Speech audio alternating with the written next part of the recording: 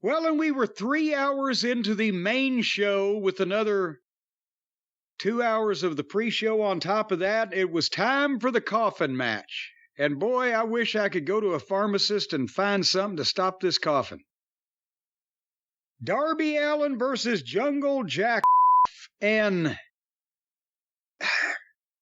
I got to be honest with you, when I saw the first part of this, they started the match on the floor with Darby beating on old Jack with a chair, and Darby had thumbtacks stuck to his face sticking outwards so that he could give, I don't know, like Eskimo kisses or something to Jack in a painful manner. And then Darby on the floor sat Jack in a chair and climbed to the top rope. And there is Jack sitting there in the chair staring at Darby, not moving so that Darby could come off the top rope to the floor and drop kick him out of the chair. And I said, I need a break. So I stopped this and came back later on to pick it back up because I just... You know, again, Darby Allin is another guy that if he had been produced from the start, the WWE could have made him a big fucking deal. He would be making a fortune in merchandise right now. He would be upper middle card with a really good guarantee. And he would have producers not letting him be the stupid fuck that he is in real life. It's no shame in being stupid if you admit that you're stupid and seek help from smart people.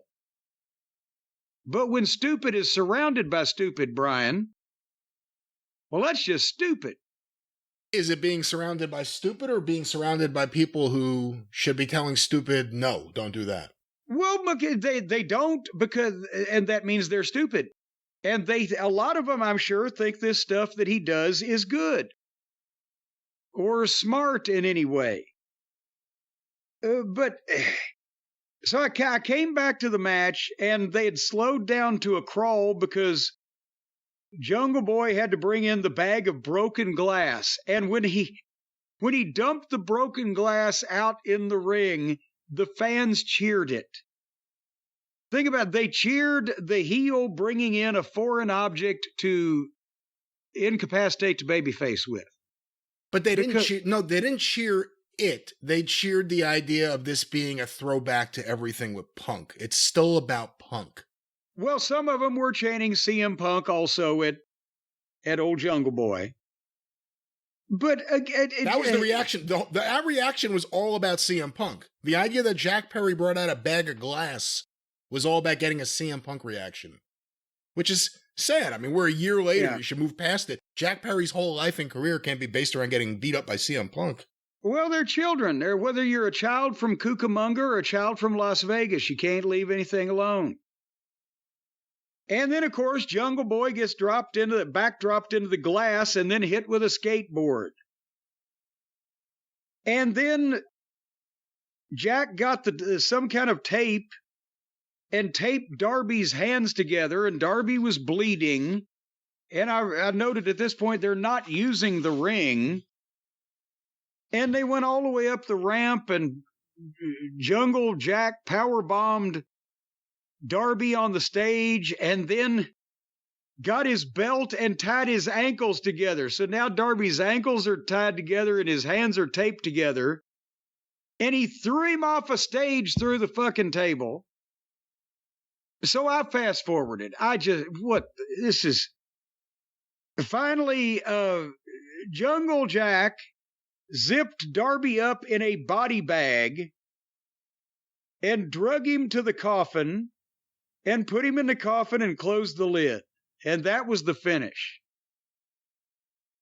And then, hold your comments, Brian. I know you're going to want to say something. Here come the Hardley boys, Matt and Nick, with a fake gas can that looks like they got it off of the goddamn set of Saving Private Ryan. Petrol. And it was full of probably iced tea is what it had. At least they bothered to tint it a little bit.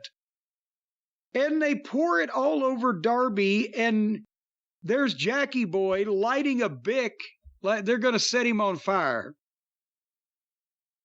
When suddenly the lights go out and it's Sting!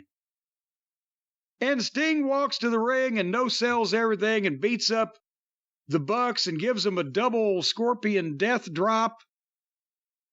And they play the music and he goes down and gets Darby out of the coffin. What kind of payday you think he got for that? Oh, I was tens of thousands of dollars, but besides that, what?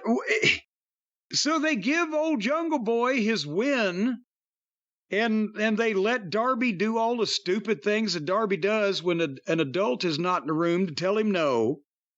But why did they have to make the whole thing silly and ridiculous with the gas can and the gas and the light? And no, you're not going to light him on fucking fire, you fucking silly children.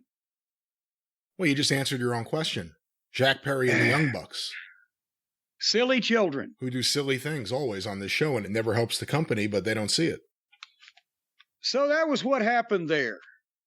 Any thoughts on this? The fine points of this technical classic that I might have missed? Not much to say that you didn't already say. Like I said, the one thing was I was pretty sure because it was Wembley and it was Jack Perry and these guys can't let go of any of that stuff. They were going to do something punk related, and they did. So hopefully that's the end of it. Hopefully they really can move on this time. Well, we'll hope, but we won't cross our fingers and hold our breath.